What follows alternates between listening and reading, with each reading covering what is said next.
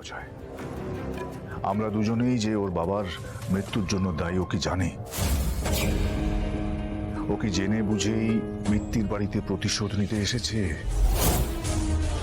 ওকে ইচ্ছে করে তোমাকে ফাঁসালো অজয়।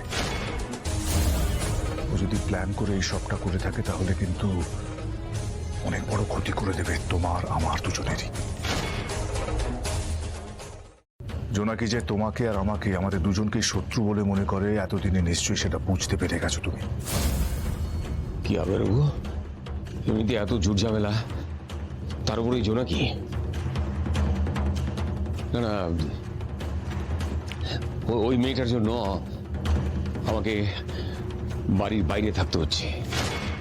আমার পরিবারের থেকে দূর করে দিয়েছে ওই মেয়েটা। এখন কি আবার তাহলে জাস্টিস অজয় মেয়েটাকে জালিয়াতির দায়ে জেল খাটতে হবে? আমি সোসাইটিতে মুখ দেখাতে পারবো না রঘু। না, এটা আমি কিছুতেই হতে দেব না। জোনাকিকে আর আমার সর্বনাশ করতে আমি দেব না। কি করবে তুমি? কি করে আটকাবে জোনাকিকে?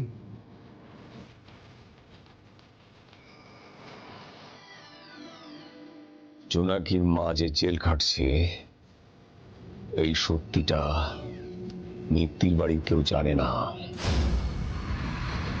এতদিন জোনাকি মিত্তির বাড়ি থেকে এই সত্যিটা লুকিয়ে রেখেছিল।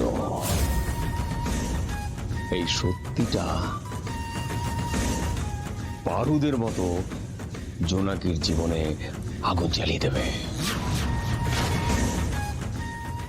Good, very good. অজয়, জোনাকিকে ঝাড়ে বংশে শেষ করে দিতে হবে। তার আগে প্রতিমার অবস্থাটা একবার দেখে নিয়ে আমি যাচাই করি। ও কতখানি কি বলার জায়গায় রয়েছে সেটাও যাচাই করতে হবে, কারণ প্রতিমাও যদি মুখ খুলে দেয় সেটাও কিন্তু আমাদের কাছে বিরাট বড় একটা থ্রেট।